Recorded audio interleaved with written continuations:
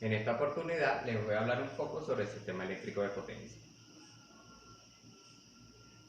Primero vamos a hablar sobre la corriente alterna.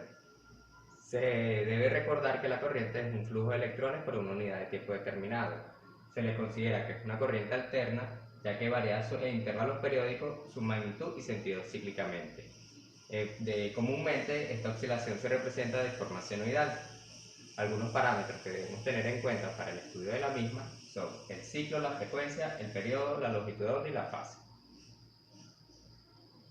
Continuando con la corriente alterna, vamos a analizar qué es la fase. Se dice que dos ondas están desfasadas cuando su valor máximo no se produce al mismo tiempo. Por acá tenemos la representación de dos ondas desfasadas aproximadamente 90 grados, ya que su valor máximo no se da al mismo tiempo.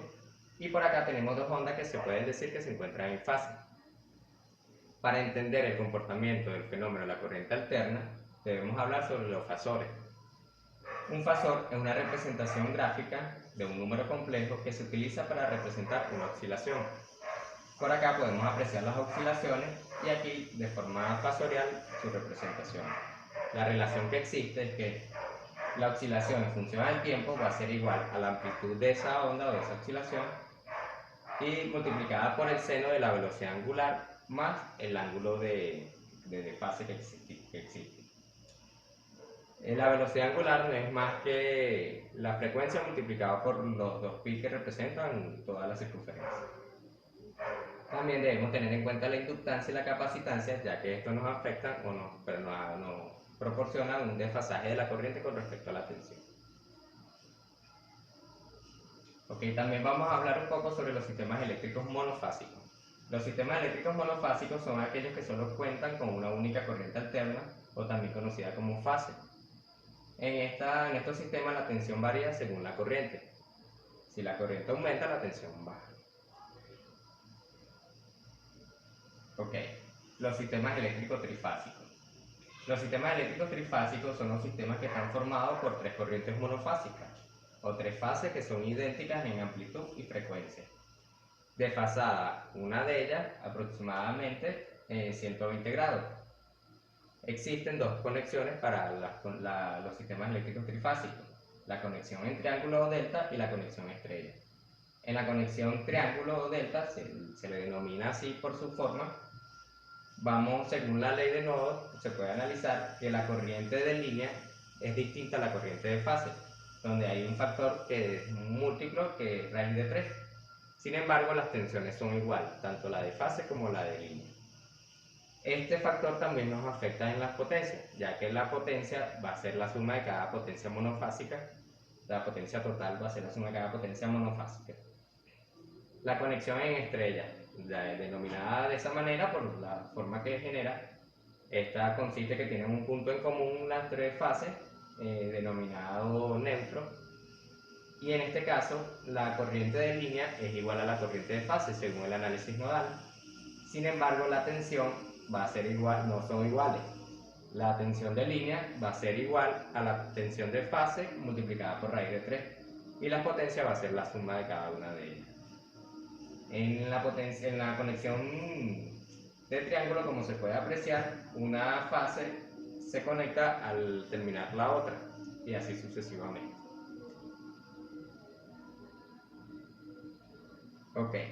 Vamos con el sistema eléctrico de potencia.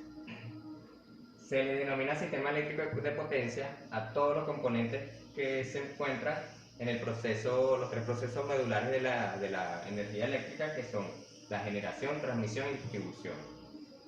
Esto cuenta con una serie de componentes que se subdividen en cada una de las áreas. En la parte de generación podemos encontrar los generadores como tal y los transformadores elevadores. En la parte de transmisión vamos a ubicar una cantidad de subestaciones eléctricas conectadas entre sí por líneas de transmisión, su función principal es mantener niveles de tensión y disminuirlos según sea lo requerido por el sistema. Y en la parte de distribución tenemos las líneas de distribución y los transformadores de distribución, que también tienen como función reducir los niveles de tensión hasta el punto del consumidores. La inductancia y la capacitancia. La inductancia Es la propiedad de un circuito eléctrico oponerse a cualquier cambio en él. La capacitancia es la capacidad de un circuito eléctrico que permite almacenar energía eléctrica por medio de campos electrostáticos y liberar esta energía posteriormente. Ambos componentes tienen una oposición al paso de la corriente, una oposición natural que no se le puede denominar resistencia. Sin embargo, podemos relacionarla como una reactancia. La reactancia de los inductores se dice que es la velocidad angular por el inductor son directamente proporcionales a esa reactancia. Los inductores tienen la propiedad de atrasar la corriente 90 grados con respecto a la tensión. En el caso de los capacitores, su reactancia está dada, es inversamente proporcional a la velocidad angular por la capacidad de ese condensador o de los capacitores. Ellos tienen la particularidad de que adelantan la corriente con respecto a la tensión 90 grados. Una vez conocido esto, podemos hablar de la impedancia. Se puede considerar como la oposición de un material conductor al paso de la corriente eléctrica alterna. La impedancia, a diferencia de la resistencia, posee una magnitud y una fase. Acá podemos apreciar que la impedancia no es más que la suma vectorial, al verlo de manera fasorial, ¿no?, de lo que son las resistencias puras dentro del sistema y la resta de esas reactancias, la reactancia inductiva y la reactancia capacitiva. Ok, la potencia eléctrica. En un sistema eléctrico de potencia tendremos presente una potencia activa, una potencia reactiva y una potencia aparente.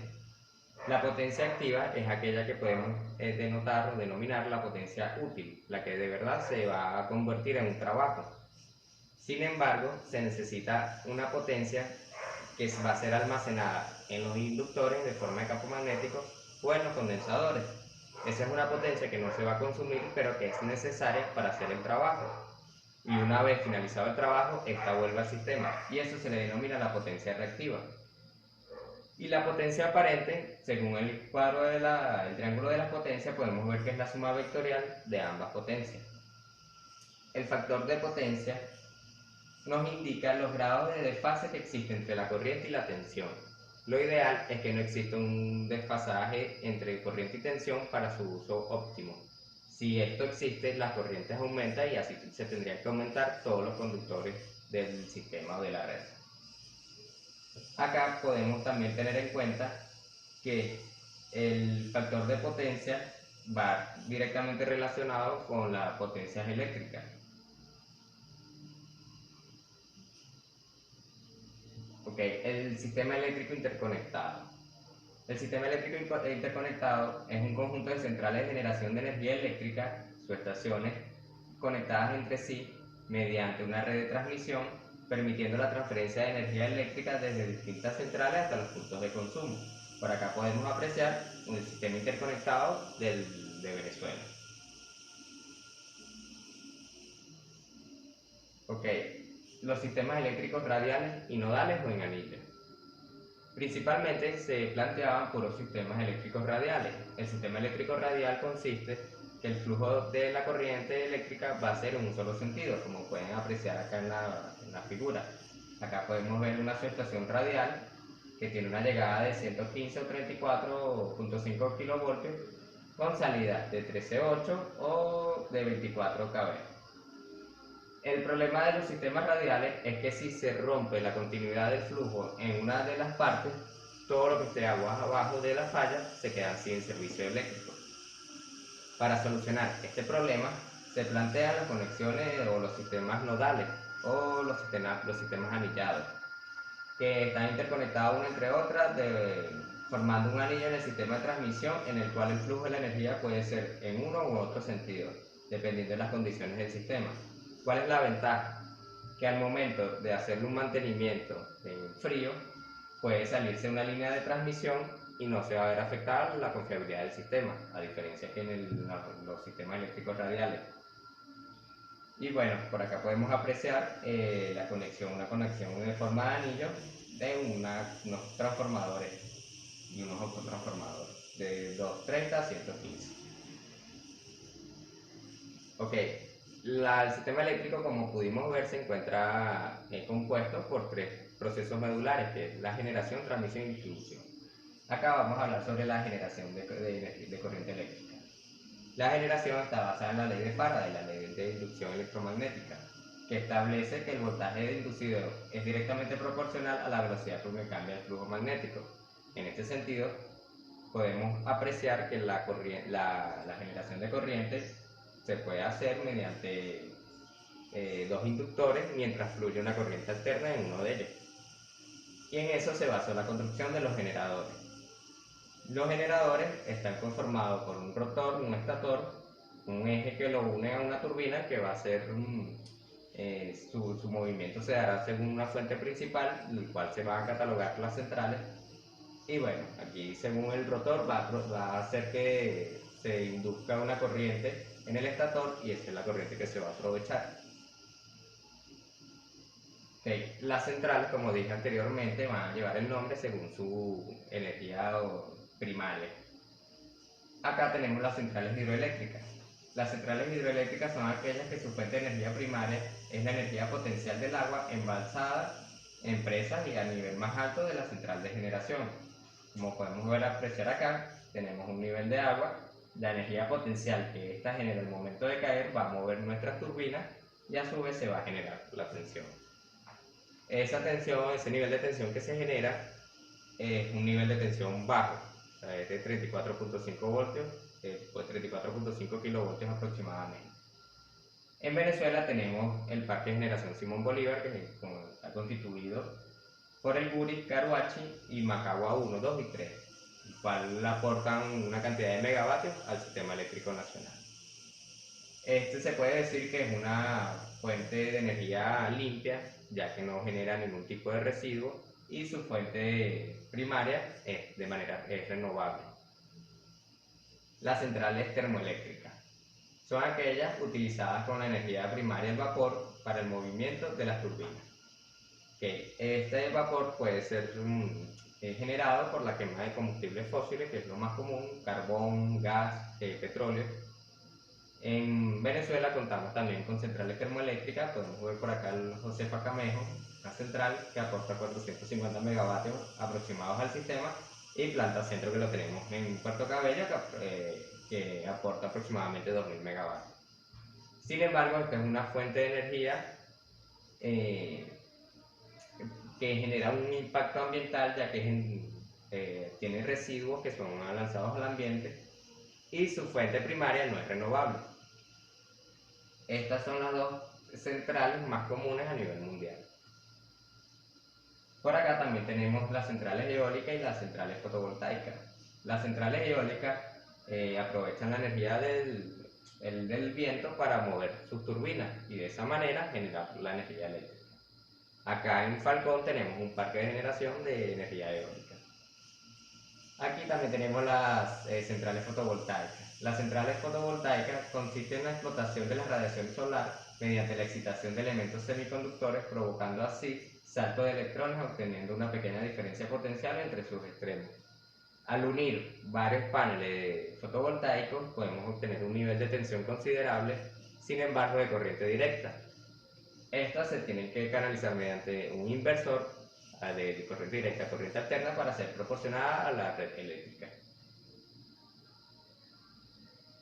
Ok, una vez generada la energía, necesitamos transportarla hasta los puntos de consumo. Y ahí es donde tenemos en cuenta el segundo proceso medular, que es la transmisión.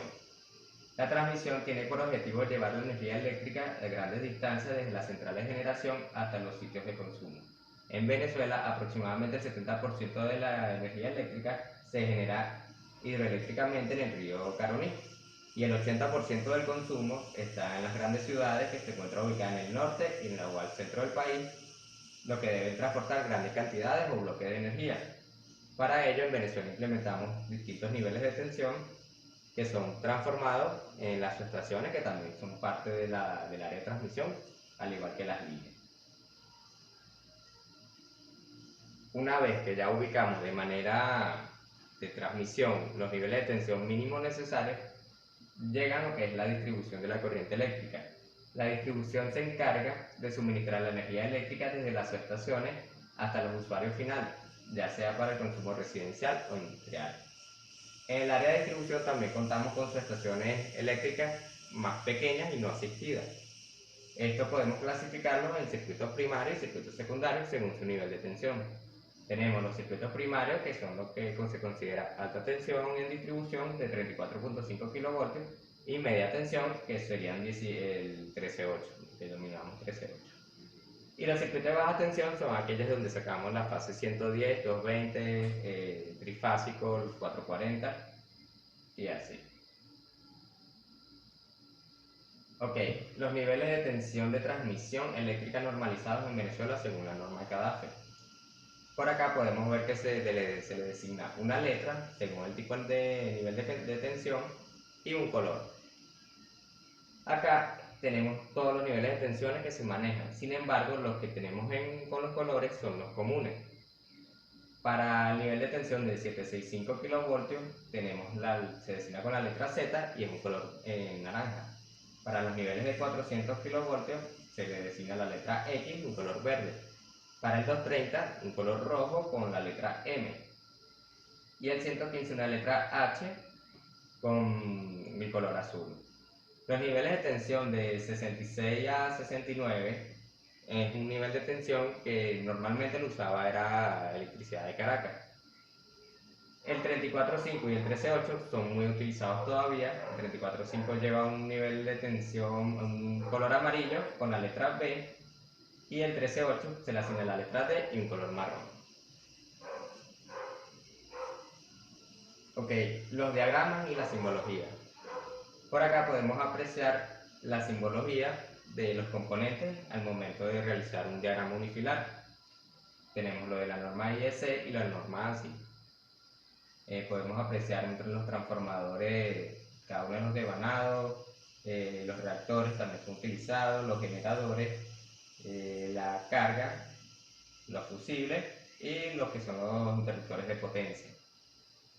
Okay. Los diagramas se representan de dos maneras, los diagramas unifilares y los diagramas multifilar o trifilar.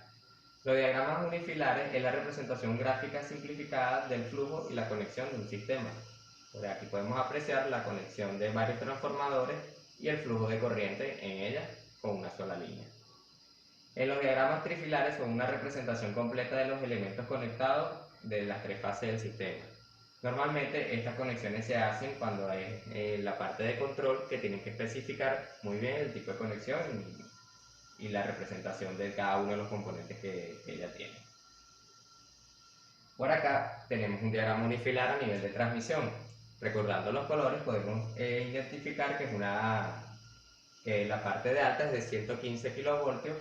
Tenemos 4 llegadas de líneas de 115 con sus disyuntores, seccionadores, asociados a una barra principal.